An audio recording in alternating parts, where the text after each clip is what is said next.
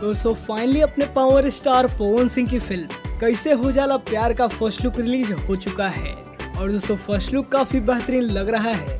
बहुत जल्द ये फिल्म भी आप सभी को देखने को मिलेगी। बात करें इस फिल्म के बारे में तो आप सभी को बता दें कि इस फिल्म में अपने पावर स्टार पवन सिंह के साथ काजल राघवानी नजर आने वाली है। राज प्रेमी विलन का किरदार निभा रहे हैं। इस फिल्म की कहानी थोड़ी हटके होने वाली है, जिसमें अपने पावर स्टार एक बॉक्सर का किरदार निभाते नजर आएंगे।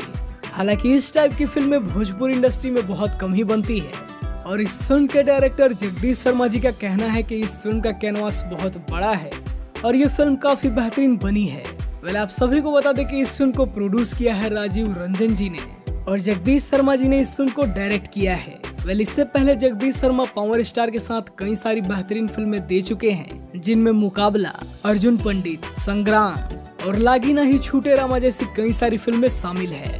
और आप सभी को बता दें कि जगदीश शर्मा ने कई सारी बॉलीवुड फिल्मों को भी डायरेक्ट किया है।